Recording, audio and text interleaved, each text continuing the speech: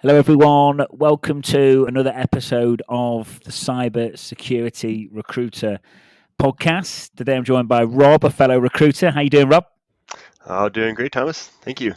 Good. Yeah, we were just chatting a little bit about the market then and stuff like that. I say this whenever I have a recruiter on, but it is really nice to have a fellow recruiter on. And I think probably now, arguably more than ever, mate, because there's a lot of people struggling. And I think to hear two recruiters chatting away for anyone out there that is would probably be pretty helpful. So, yeah, I'm looking forward to catching up, mate. And it's nice to see you, Rob. Yeah, great to see you too. Yeah. Thanks for So, having me. no worries at all, man. For those of you that don't know, so Rob Beard started off back in the day as a mechanic. You then moved on to be advertising accountant. You had a spell for almost 5 years as an athlete, student athlete at the University of Oregon. You were also football assistant coach, which is very cool.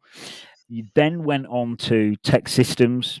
And for everyone listening that isn't in recruitment, tech systems, one of the phenomenal breeding ground for recruiters.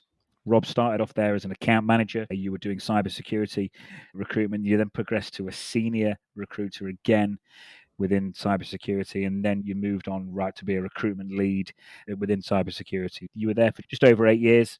You were then a principal talent advisor at Oracle. Again, amongst other things, for some cybersecurity related recruitment there. And you're now at UltraViolet Cyber.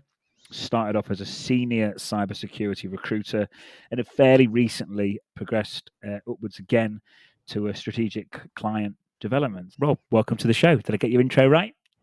Yeah, it was great jogging the memory on the mechanic days. It's back when I was working in high school, and the advertising piece was something I just picked up during college and my days playing football. But good to go down memory lane on those couple items. But yeah, Yeah, that sporting background, like the football and the athlete and that competitive nature, I do think it makes for a good recruiter. Sometimes when you've really got to grind it out on a search, like I think having that background, I know some agencies that only recruit people with sporting backgrounds. Maybe there's something there, mate.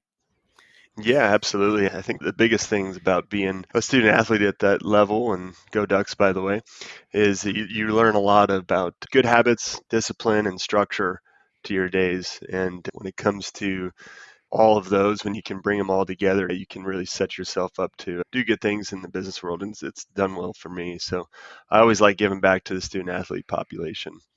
Cool. So I know I've done you a bit of an intro. I'll start where I always start, which is who are you, my friend? What do you get up to on a day to day basis? And what's a day in the life like of Rob at the minute?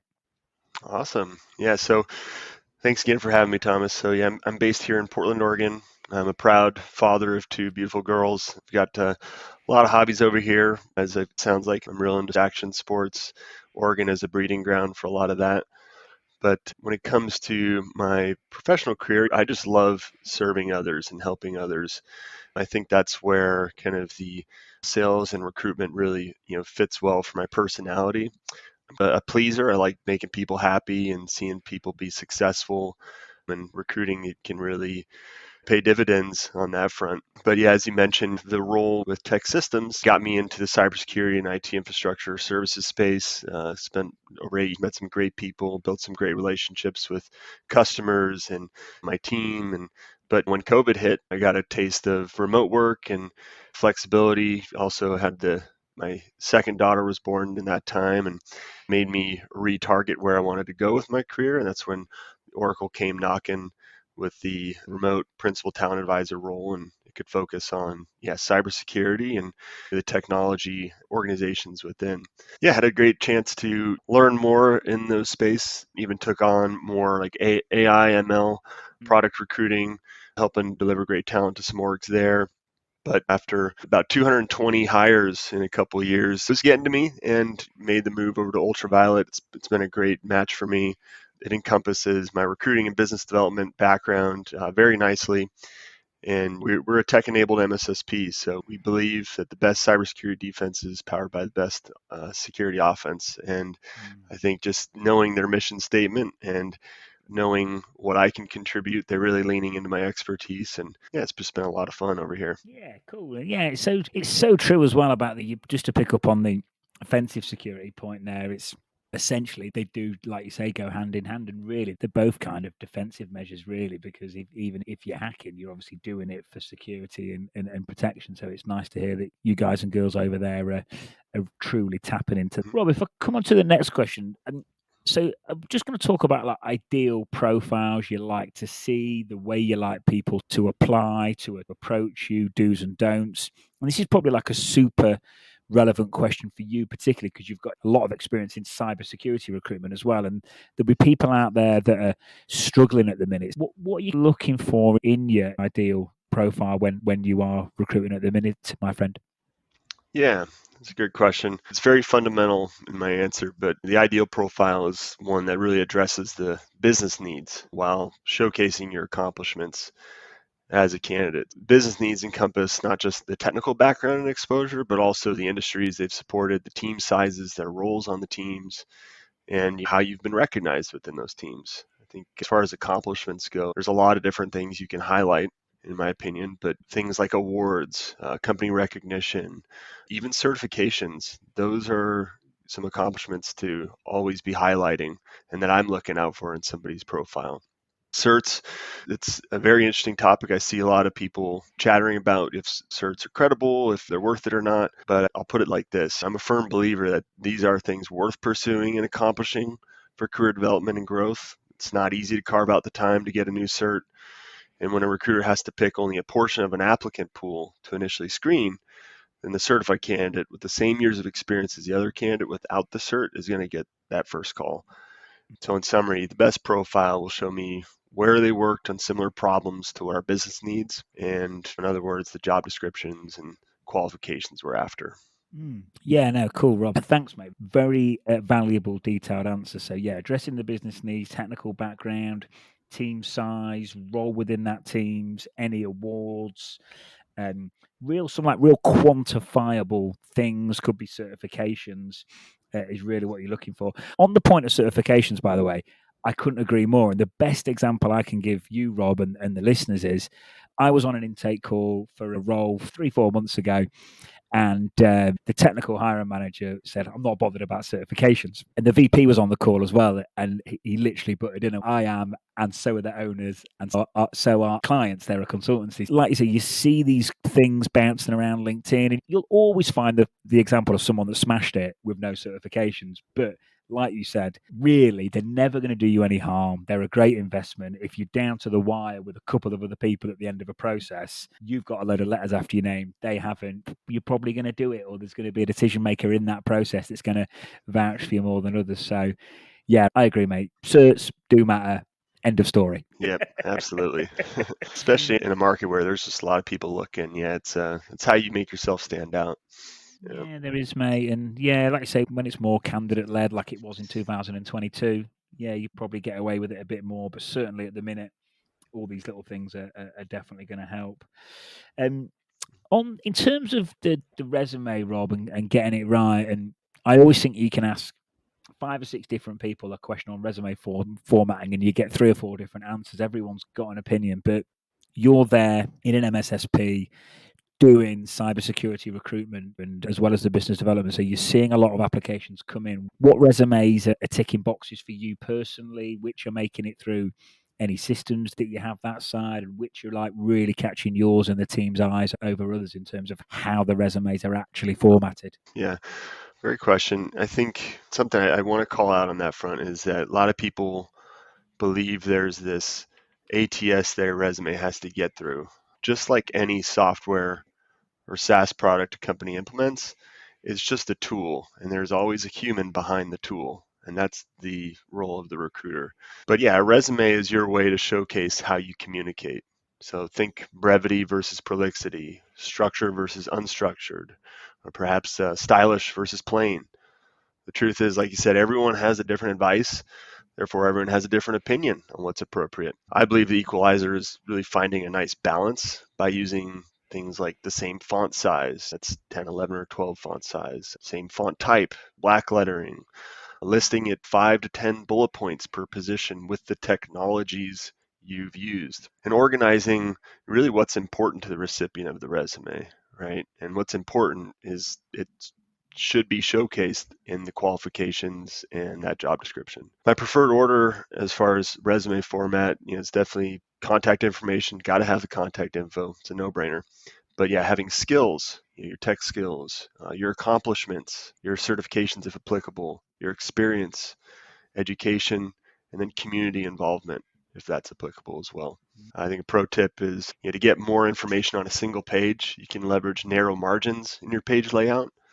A lot of people fear having resumes that are too long, but again, you want to communicate your skills, you want to showcase your skills. And I have a good example. I was working on a VP level role, and I had a great candidate based on his LinkedIn profile, and I got the resume. It was all shortened down to one page.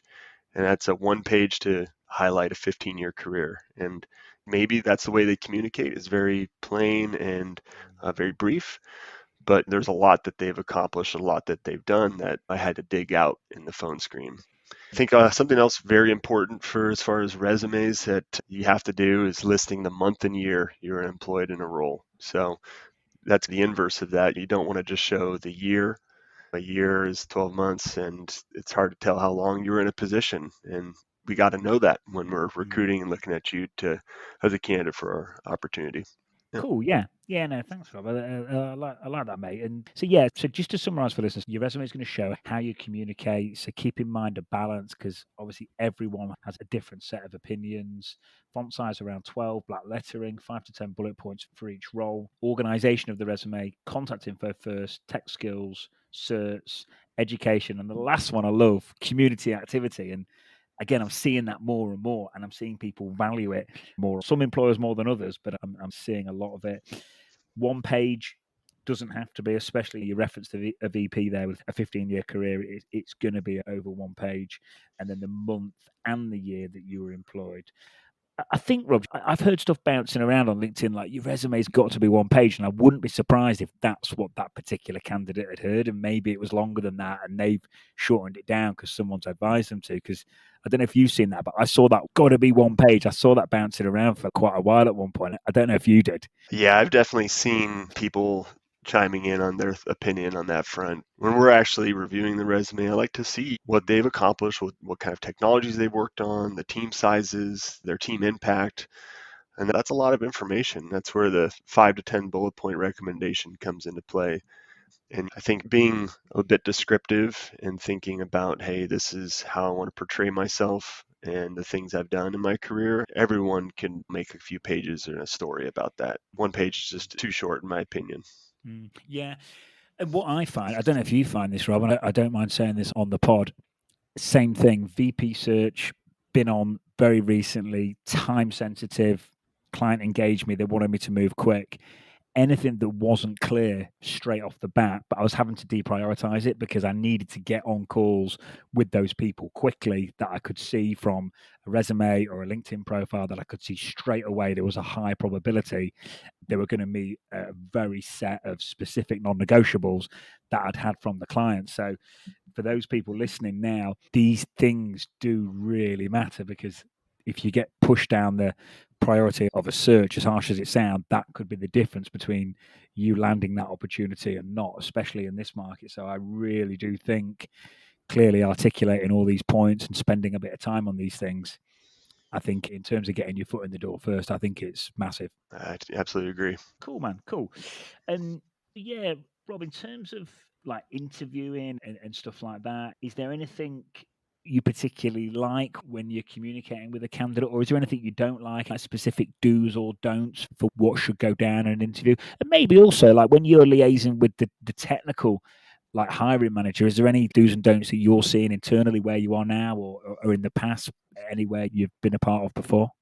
I think I'll start with a don't from being somebody in a hiring chair is the hiring process can be exhausting. And it's a lot of time, commitment to meeting with candidates and sharing feedback and collaborating with internally, just a lot of effort around hiring. Sometimes an interviewer, the hiring manager, might be able to show that card that, hey, this is a tiring process. And so I definitely want people to understand, like, hey, we're all human here. Just don't open up the call and jump straight to your questions. Help the candidate feel comfortable. show them that this is a process that we're happy to have the person interviewing with us for. I think that's a very important piece of advice for somebody being in an interviewer chair. But when it comes to being an interviewer, everyone has their own style, and you should be genuine and authentic with when you come across that candidate. So I think the number one most common thing interviewers might be looking for or asking would be things like, will this person be a fit in your team? Tell me about a time you had to deliver XYZ for your organization. Describe a time you failed and how did you respond? Or even like, what are you looking for in your next role? These are questions that are very organic or natural to just talk about and get to know who that candidate is a little bit more. So that's something I really would recommend an interviewer to be doing. As a candidate, same thing. Be yourself. You want to have some rehearsed answers for those types of questions, and you come across thoughtful and that you're going to be a genuine player on whatever team it is. I think every answer to each of these questions should embody how your skills were received within a team environment to accomplish something for the business. And the best way I recommend preparing for an interview is to think critically about what value you bring to an organization, but in a very humble way. Outside of that, a lot of these technical jobs require you to showcase your technical skill set to a degree in technical vernacular. So you do want to be familiar with how the industry terms different things or how to maybe do specific commands. So you have to maybe study a little bit, but it all really comes back to being genuine, be yourself, and just try to be as comfortable as possible. We're all human here. Yeah, thanks. Really interesting about what you say about seeing it from both sides and having empathy for people interviewing, because I'm sure you're the same as me, Rob. As recruiters, we do see it from both sides, from the candidate and whoever's interviewing side. But I've noticed it with some more senior searches I've worked on recently, and I've spoke to candidates that have either been ignored or got nowhere, and they've said, next time I'm hiring, I'm going to be way more empathetic and sympathetic, because in the past they perhaps haven't been, and now they're on the other side of the equation, they see it. So that kind of really resonates with me, because what I'm seeing in the market now is there's positives that come out of a down market. People get to see what it's like on the other side, which hopefully makes for a better hiring process all around. So it's an interesting point you make there, bro. But yeah, just for the listeners again, so help the candidates feel comfortable, empathy from both sides, have some rehearsed answers. You're going to be asked stuff like, give us examples of times you've failed on stuff, delivered on various projects. And I like this one, showcase your skills in a humble way. So yes, you want to showcase that you can do various things, but you want to get it off in that down to earth manner. Just you know what, in terms of getting to the interview, if I was applying for a job with you, would you like it if I stepped outside the channel and hit you up with a video or a voice note or or a DM on LinkedIn or a call or stuff like that? Is that something that you like, or is that something you don't like? I do think that I enjoy when people will reach out directly on LinkedIn. I know LinkedIn has kind of a prompt or maybe an automated kind of template they'll suggest you sending, and I don't recommend people using that template that LinkedIn suggests. I've seen it hundreds of times. It's a lazy way to reach out, in my opinion. So if you're able to maybe tailor it and personalize it when you reach out to me and say, hey, like you're looking to hire this position, I saw these qualifications and these responsibilities. I've done this and this in my career at these places. That speaks to me. You're going really an extra mile to put your foot forward ahead of other people. And to do that personally. Yeah, I love that, Rob, and that template is awful. I've seen it on the one LinkedIn. It's so long-winded and it's so obviously written by AI. So yeah, I would agree. Definitely don't use that. And the personalization piece is massive. People that have applied for hundreds of jobs, and I just think if it's 300 jobs, were all those applications personalized, or was it just a standard resume going out with a standard cover note and just click? I think the personalize, I did a post about it earlier today. Just instead of applying for 300 jobs, just apply for 10 and actually research the people you're hitting up first, because not many people do that, do they, Rob? And it does make you stand out, doesn't it? Absolutely. Yeah. Cool. All right, my friend. As we stick on interviews here, in terms of asking questions at the end, should we wait to the end? Should we do it during? Should we have like questions planned for the end of the interview? What's your thoughts on that? Yeah, I would definitely advise and agree that having a list of questions is best practice. I think having your list written out is a very fundamental thing. But listen carefully in your interview, and if your question is answered, just cross it out and let the interviewer know that, hey, you addressed one of my questions that I had pre-planned. Thank you. But the number one question as a candidate, however, that I would recommend people asking is what skills will make the person in this role successful? And the earlier you can ask that in your interview, the more context you can share throughout your interview on why you as a person would be successful in the role. I really like Rob. That is going to lead to a more natural flowing conversation as well. I would imagine when you ask that question, it's a very open question. It's going to lead on to other questions and probably take you off the kind of formal, structured plan of the interview, which I think is a good thing. Also, I love the one as well about crossing out the question and letting the interviewer know as well. I think that's a good one. I think as well, Rob, in my experience across my current client base, they like questions. Like they'd probably be a little bit worried if no one had any questions. They might even question their commitment to actually wanting the job. So I think asking smart questions is good. I think it's seen as a positive.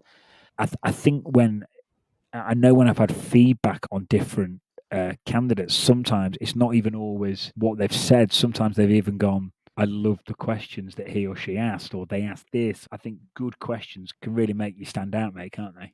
Absolutely. Yeah, Mm. definitely. It's funny, the question I recommended, what skills will make the person in this role successful? That's one of the top questions I ask a hiring manager when I'm doing an intake, right? Mm. And to your point, we as recruiters, we get really good at asking questions and doing rec gathering exercises. And the more questions, the better qualified the rec actually is. So, as a candidate, the more questions you can ask and understand about the role, the more you're going to understand how you would be valued and what value you can bring to the table. Yeah, definitely. No, Rob, sounds like you're the same as me. You learn that really quickly in the recruitment game. That intake call, it just prevents any false starts in terms of sendovers, or at least minimises them, and just really it saves a lot of time later down the process, doesn't it? Oh, yeah. And there's hundreds of questions you can ask, but asking the most critical ones that you predict are going to be asked from the candidate pool are likely the most important to be asking. Yeah, definitely.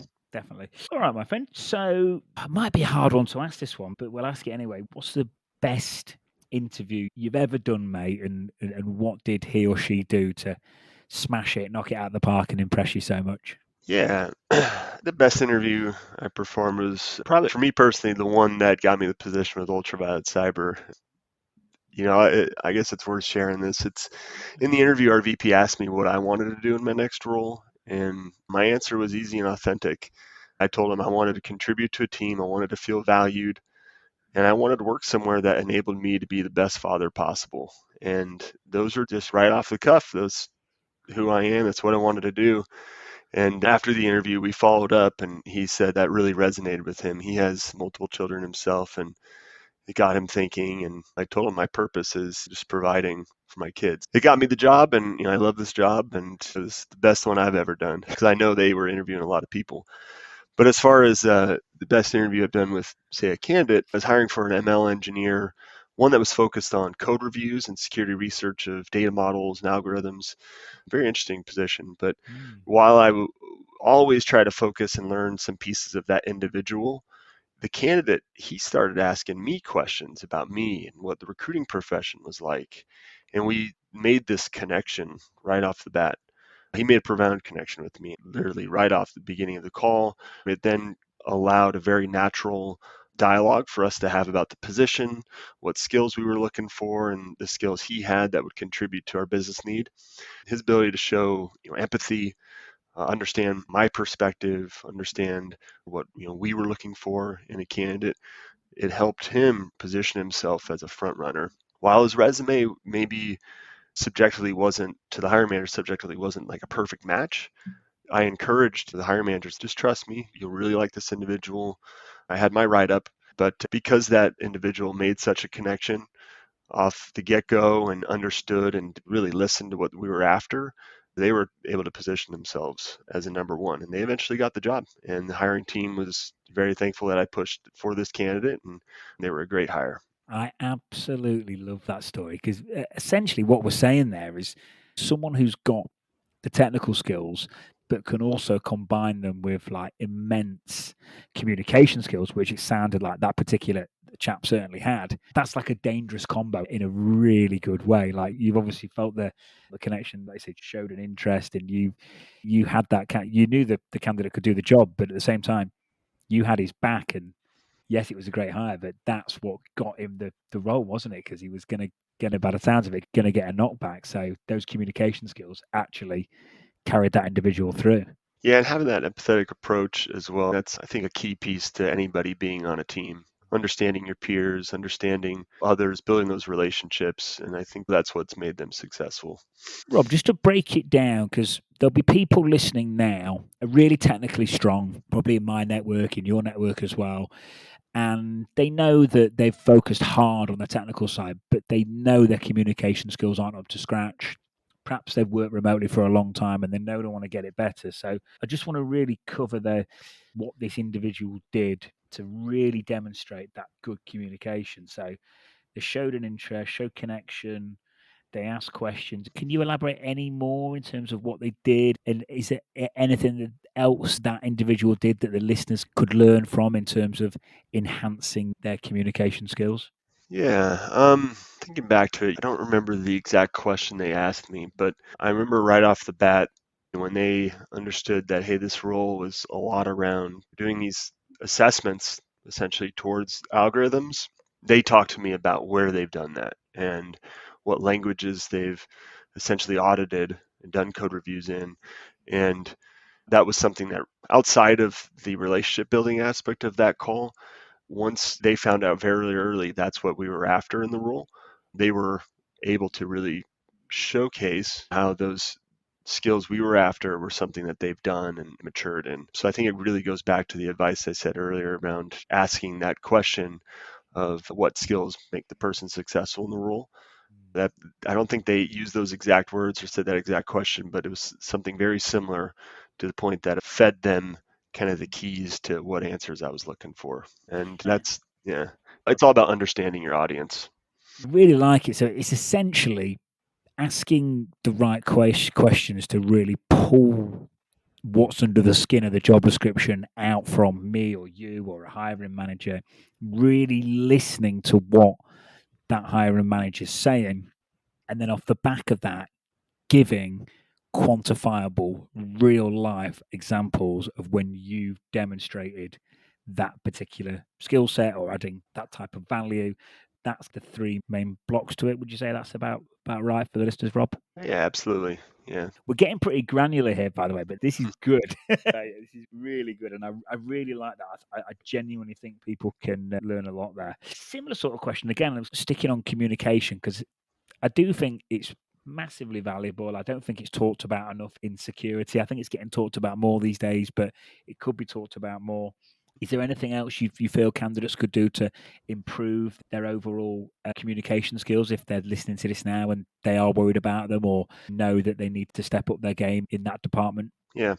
Again, understanding their audience and understanding what's important to the audience by listening, being thoughtful. I really think that's the theme of the perspective I'm sharing here. But once you take the time to learn and listen to your audience, you can really improve how you're communicating to them. I think outside of that, just staying positive, humble, grateful, just being a good person is very important as a candidate in how you communicate. I I believe everyone would say that they have good communication skills. So a great way to improve is to have a combination of self-reflection and seeking feedback from others. I've worked with a lot of great leaders and poor leaders also in my career, each of which teach me lessons of how to communicate and how to structure.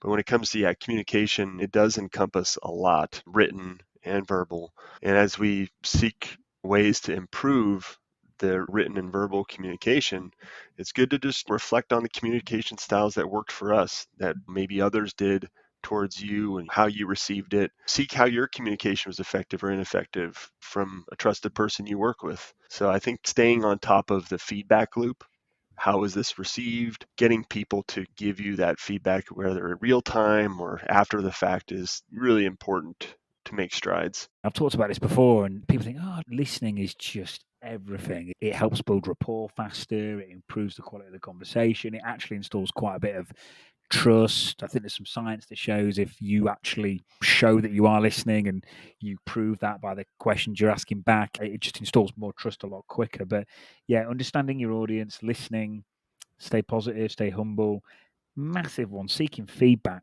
There's a pod over here, Rob, that I always mention. There's a guy called Steve Bartlett. I don't know if you've ever heard of him. He's like the number one podcaster in the UK, but he's in the US as well. And he basically said, like, anyone that had done really well or had like huge levels of success had this heightened sense of self-awareness. And that's basically what you've just said there. It's reflect on what others, how they've communicated to you, written, verbal, and pay. I think the exact words you used were pay close attention to that feedback loop. That guy that said it as well has interviewed like some of the most successful people on the planet. So I think it's safe to say your answer is definitely right there, mate. Awesome.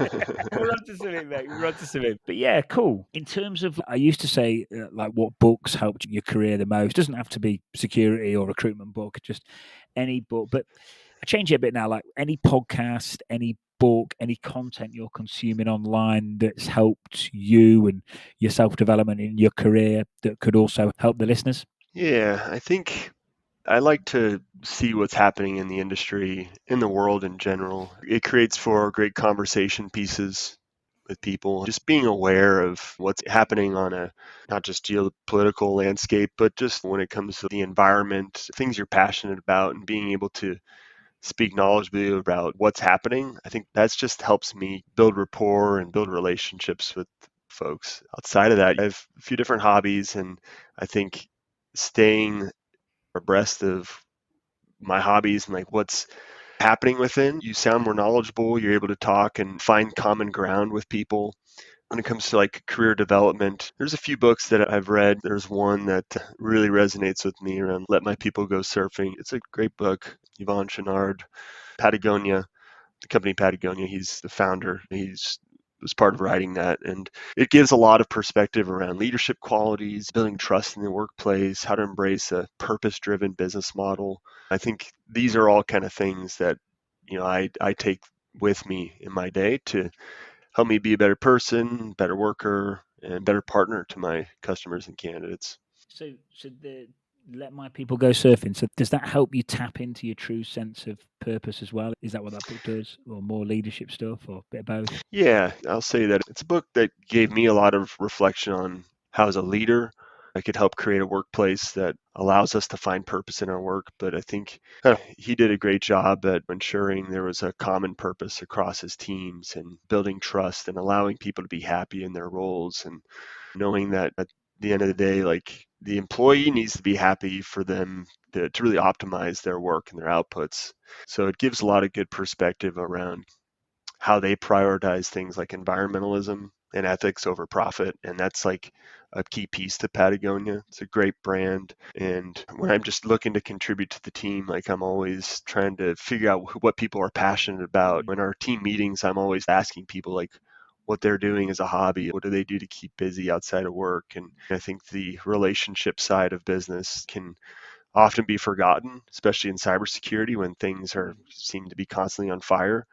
When we all understand each other's purpose and we know what the company's purpose is, we can, accomplish a lot more together. And that's just my philosophy when I'm working in a team environment. Definitely. If you can tap into people's sense of purpose, in terms of getting people to operate in like a cohesive, like united force and stuff like that, it's a great way to do it for people to be genuinely really happy at work. The reason I ask it, Rob, is because like when you mentioned about your interview with UltraViolet and you nailing that purpose question and talking about being a father, I was like, okay, so he's really tapped into a sense of purpose. Maybe it's this book that helped him. That's why I asked. Yeah, sounds like a good read. Absolutely. Yeah. Yeah, sounds good. Cool. All right, my friend.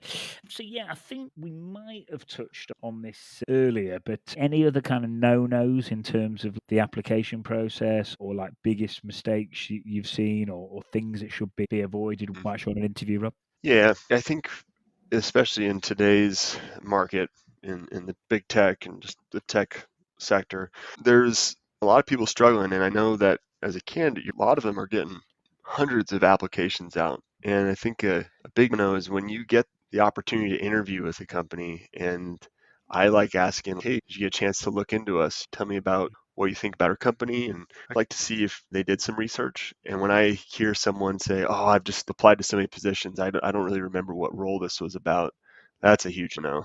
It's just like, okay. So do your research, be familiar with the job description, read that thoroughly, have your questions lined up. Like I've been saying, it's reiterating some philosophy here, but you don't want to be coming across as maybe arrogant, overly confident in your skills. And I think the job of a recruiter is to not just vet if someone has the right skill set for a role, but also to vet, are they a good human? Are they a good person that we want to have in our team? And a big no is just coming across as an independent worker where nobody's going to like working with you. So I've talked a lot about things that to be aware of around communication, around how to assimilate within a team, build empathy. And if you show things that are opposite of that, it's just going to be a big no and a turnoff for that recruiter and that hiring team. Yeah, cool, Rob.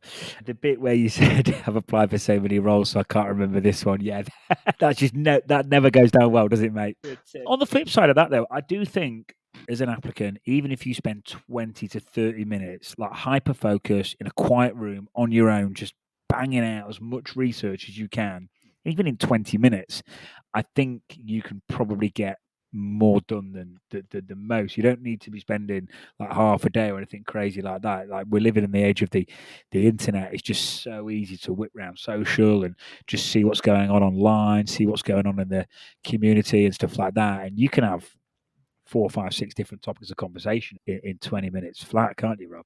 Oh yeah, 20 minutes, that's a lot of time to study about the company and the role. Oftentimes you can pull pieces of job description and how long the company's been in business, who their customers are. You can figure that out in just a few minutes. Yeah, 20 minutes, Mm, it should give you a wealth of information to really position you as someone that's thoughtful and interested in that role. We mm. always want to hire people that are interested and that are passionate about what we do. And if you come across as someone that hasn't studied or is not familiar with the job description, it's foreshadowing how you're going to prepare for maybe future meetings down the road if you're a part of our organization. Definitely. And if we keep in mind what we're talking about here, we're talking about cybersecurity. So if you're a hacker or a SOC analyst and you haven't got like just a huge appetite for wanting to learn new things and pushing things to the limit and finding out what's on the if that's not in your nature, by definition, you're just not going to be a high quality cybersecurity professional. So yeah, couldn't agree more, Rob. You definitely want to be showcasing those skills. And on the not arrogant point, I'm thinking about one particular client in 2022 that we hired a lot with. And even back then at the height of the boom market when everyone was over hiring, just that whole arrogant thing or divas and rock stars, like even then, like people might have got away with it, but people just don't want that in a commercial environment, do they? I think it's sometimes a bit of a misconception with maybe a hacker or some cool security guy, but it's just not the way, is it, mate? It's all about being nice to be nice and be humble. I always say the market is cyclical, so it's smart to be nice as well as nice to be nice. Yeah, I like that saying. That's great. Yeah, I think about my sports days, and it's like there's that guy in the locker room who's closed off, themselves to others and comes across arrogant, and it's just nobody's sitting at dinner with him, and they're not getting the opportunity to get, called in by coach to go play. It's like everyone wants to have a very cohesive locker room, and it's the same as the business world. Cohesive teams are the best teams. Yeah, definitely. You start to realize when you do get a decent team around you, Rob. I don't know if you've found this since you're managing your team and stuff like this, but I do find myself doing stuff at weekends, but I can't always use the team because they're not working. Then I'm like, shit, I really need the team. Like you get to the stage where you literally can't do anything without your team. And yeah, it's true. You're seriously going to stunt your growth if you try and cut yourself off, and so on and so forth. But Yeah. yeah, cool, Rob. As we come to the end here, my friend, it's been good. I really liked that bit where you broke down what that machine learning security candidate did with the code review. I really like that. Just asking the right questions, just pulling the information out of the interviewer, getting under the skin of the JD, and then showing those examples on top of showing an interest and being personable. It's like a real good, like 3-4 block template in terms of like how to get your communication skills like really rocking. Yeah, thank you. Glad Yeah, to yeah, share the story. Hopefully, it helps other people with their careers and get things going. I know a lot of people yeah. are frustrated with job searches these days. Just stay positive out there, and hopefully, we can just help one person at a time. Yeah, yeah, definitely. Last one I'll ask you. I don't know if you've got any like prediction. I'm seeing like an uptake, but we're pretty small and we're really niche and specialised, so it's quite easy for us to see an uptake. Do you think there's going to be a lot of candidates on the market for a while, or do you think it's correcting a bit? Any sense of where the market's going, or? There's a lot of news on the political front, and things seems to be changing here in the States. I think a lot of companies seem a little bit more conservative right now and keeping their wallets tight. But I think a lot of people are optimistic things are going to start turning here very soon. With the way technology is moving, everything's changing rapidly. Companies are trying to get their arms around all these tools that they've invested in.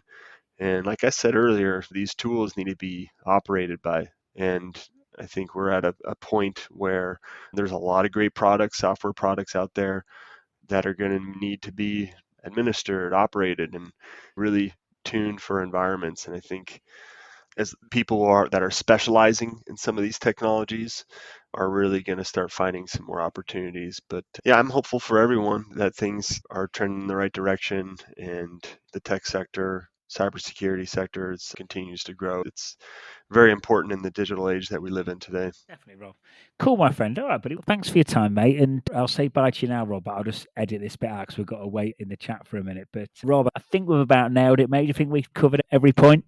Yeah, I think so. This was a great conversation, Thomas. And Yeah. I think the piece I said at the beginning from being a student athlete, learning the habits, discipline, and structure. I think that's just good advice for everyone. Have healthy habits professionally and personally. Have great structure to your days and stay disciplined on your goals. I think those are fundamental things that can breed success and for people going the extra mile. Yeah, cool, Rob. Listen, mate, nice to see you, buddy. I'm sure we'll catch up again soon. And thanks again for your time. So I know you're busy. Yeah, nice to see you, mate. We'll catch up soon. Cheers, Rob. All right. Cheers. Have a great day.